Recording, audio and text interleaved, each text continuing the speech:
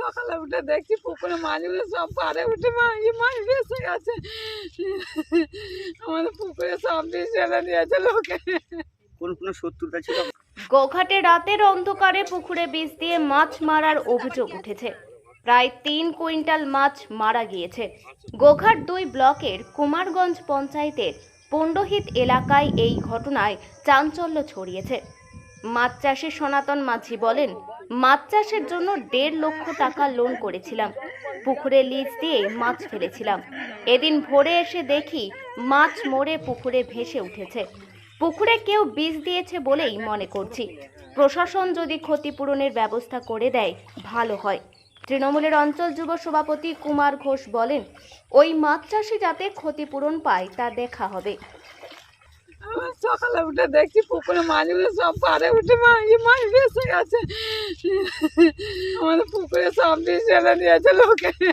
কোন শত্রু? আমরা কি করে বলবো বলো, আমরা শত্রু কে আছে?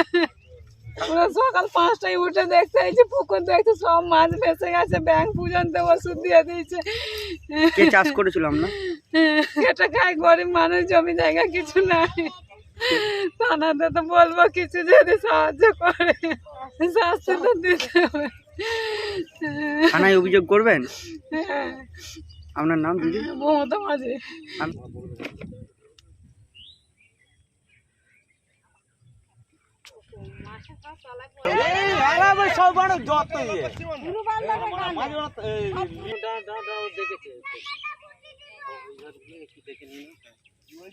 সব তুলে নেবো।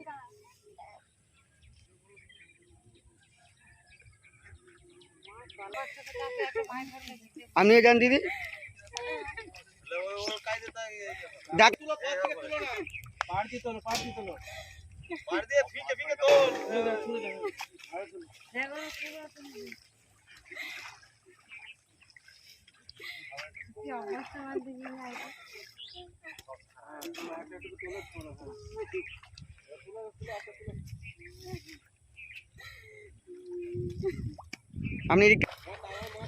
আমরা একটা অন্য পুকুরে জাল দিতে এসেছিলাম, তাতে বাচ্চা মাছ সব বাকি দিকে দেওয়া হবে।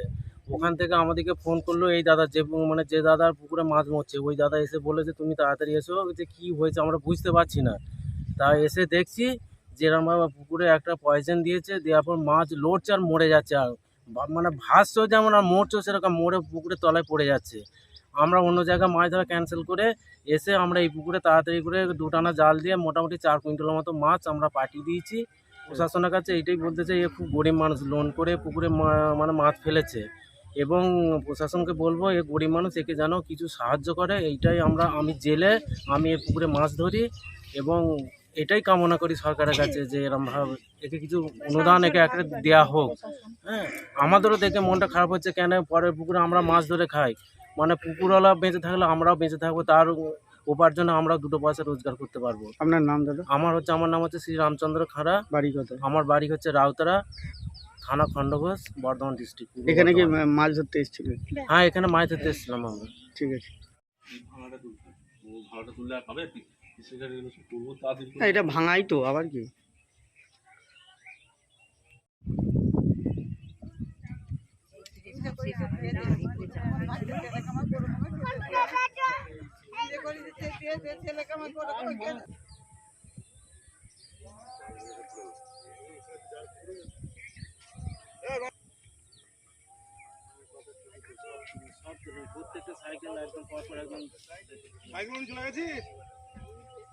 তবু দিবে, দাও গোটা কথা দাও গো তাহলে।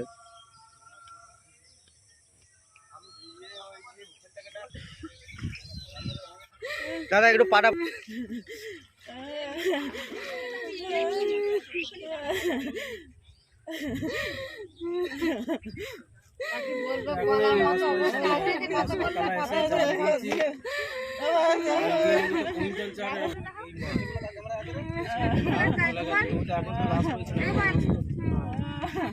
হয়েছিলের মধ্যে ভোরবেলা দেখছি তো মাছ এরকম খাচ্ছে, লাফাচ্ছে। কোনো বৃষ্টির কেউ হয়তো কেউ কোনো ব্যক্তি এরকম করেছে, আমার এরকম সর্বনাশ হয়ে গেল। এরকম এত ক্ষতই, আমার কি কোথাও পাবো, গরিব মানুষ। আর 1.5 লাখ টাকা লোন নিয়ে আমি এইসব চাষের যে মাছ সব লাফাচ্ছে, সব মাছ সব মরে ভাসছে সব কি ওষুধ দিয়ে দিয়েছে মনে হচ্ছে? ওই রকমই সেরকমই মনে হচ্ছে, যেন নাহলে এরকম হবে কেন, পুকুর ভর্তি জল আছে পুরোর মধ্যে, কি করে আমি কাউকে তো দেখিনি। কারোর সাথে ঝগড়াঝাটি বা না না প্রতিবেশীদের সেরকম সাথে? কিছু নাই। তাহলে এই কাজটা করলো কি মনে হচ্ছে তার? সেটা তো আমি নিজেও আমি মানে ইয়ে করতে পারছিনি। কত টাকা দিয়ে মাছ ছেড়েছিলেন? এটা ছিল 1,30,000 টাকা খরচা হয়েছে টোটাল আমার। আর এই কত বছর চাষ করছেন? এটা এই বছর প্রথমে নিয়েছি, 5 বছর লিজ রয়েছে। কত মাছ নষ্ট হয়েছে আপনার মনে আর হচ্ছে? কুইন্টাল 3 মাছ গেছে আমার। কি করেন আপনি? এই চাষে এইসব পুকুর চাষে এইসব চাষবাস দিয়ে আছি। জমি জায়গা তার জন্য কি বলবো, আমাদের তার কাউকে তো আমি তো দেখিনি। হ্যাঁ, কার নাম বলবো? তাদের হচ্ছে অভিযোগ একটা, মানে তাদেরকে কোনো ইয়ে করলে খুব ভালো হতো। হ্যাঁ, যে এরকম জিনিস যদি বারবার এরকম করে, আজকে আমার করছে, কারণ হয়তো অন্য কারো করবে, তাহলে তো মানুষের দেশ থেকে চাষ তুলে দিতে হবে। তার এই জায়গাটার নাম কি দাদা? অন্যহিত আপনার নাম? সনাতন মাঝি।